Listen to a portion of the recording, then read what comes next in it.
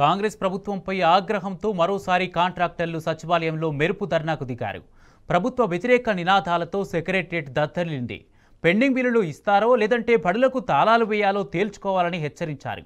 వారం రోజుల్లోగా స్పందించకుంటే స్కూళ్లకు తాళాలు వేస్తామని తేల్చి చెప్పారు. ఇంత జరిగినా డిప్యూటీ సీఎం బట్టి కాంట్రాక్టర్లకు స్పష్టమైన హామీ ఇవ్వకపోవడం గమనార్హం. మరోవైపు కాంగ్రెస్ ప్రభుత్వం కమిషన్ల సర్కారుగా మారిందని కేటీఆర్, హరీష్ రావు భగ్గుమన్నారు.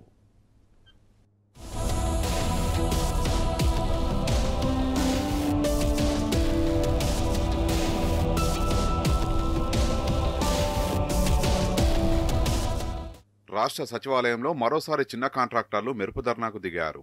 ఈ ఏడాది మార్చిలో సుమారు 200 మందికి పైగా సివిల్ కాంట్రాక్టర్లు సెక్రటేరియట్లోని ఆర్థిక శాఖ పేషి ఎదుట పెండింగ్ బిల్లులు మంజూరు చేయాలని బైఠాయించారు.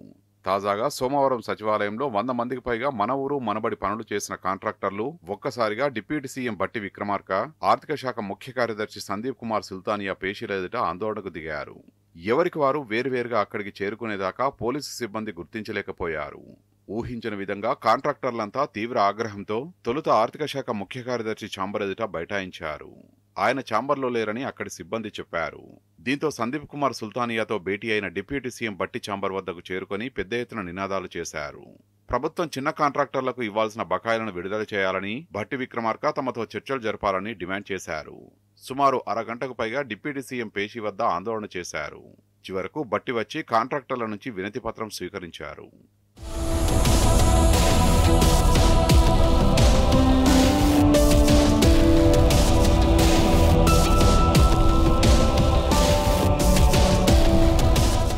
రెండేళ్లుగా బిల్లులు ఇవ్వకుంటే ఎట్లా బతకాలని కాంట్రాక్టర్లు డిప్యూటీ సీఎం బట్టిని ప్రశ్నించారు.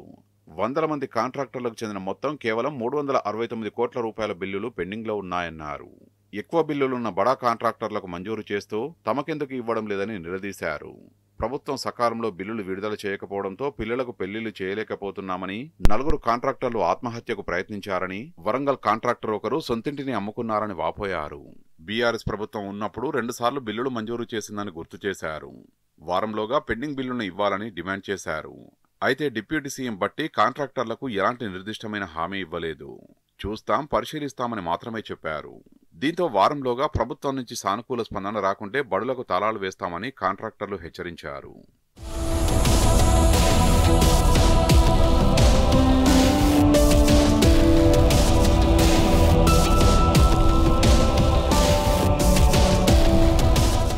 కాంగ్రెస్ ప్రభుత్వం కమిషన్ సర్కారుగా మారిందని బీఆర్ఎస్ వర్కింగ్ ప్రెసిడెంట్ కేటీఆర్ విమర్శించారు. సీఎం కార్యాలయం ఎదుట ధర్నా చేయడం ప్రభుత్వ దిగజారుడు పాలనకు నిదర్శనమని, రేవంత్ అవినీతి పరిపాలనకు నిలువెత్తు నిదర్శనమని దుయ్యబట్టారు.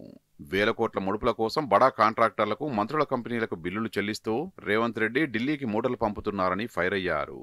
20% కమిషన్ ఇవ్వడం లేదన్న ఏకైక కారణంతో చిన్న కాంట్రాక్టర్లకు ముప్పు తిప్పలు పెడుతున్నారని విమర్శించారు.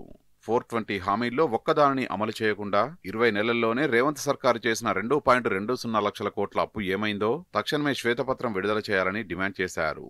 చిన్న కాంట్రాక్టర్లకు వెంటనే బకాయిలు చెల్లించకుంటే బాధితులతో కలిసి బీఆర్ఎస్ ఉద్యమ కార్యాచరణ ప్రకటిస్తుందని కేటీఆర్ హెచ్చరించారు.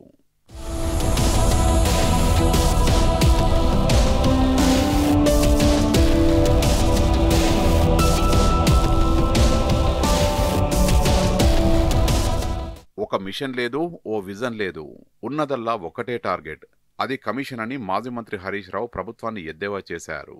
కాంగ్రెస్ 2 ఏళ్ల పాలనలో పెండింగ్ బిల్లుల కోసం కాంట్రాక్టర్లు ధర్నాలు చేయడం దేశంలోనే మొదటిసారి కావచ్చని చురకలంటించారు. కాంట్రాక్టర్లకు బిల్లులు ఇవ్వడంలో సీనియారిటీ పాటించకుండా కమిషన్లు దండుకుంటున్నారనేందుకు ఇంతకంటే నిదర్శనం ఏముంటుందని ప్రశ్నించారు. పాలన తీరు, కమిషన్ల వసూళ్లు చూస్తుంటే అసలిది కాంగ్రెస్ సర్కారా, కాంగ్రెస్ ప్రభుత్వమా అర్థం కావడం లేదన్నారు. రేవంత్ సర్కారు తీరుపై ప్రజలంతా ఏకమై తిరగబడతారని సోమవారం ఎక్స్ వేదికగా హరీష్ రావు భగ్గుమన్నారు.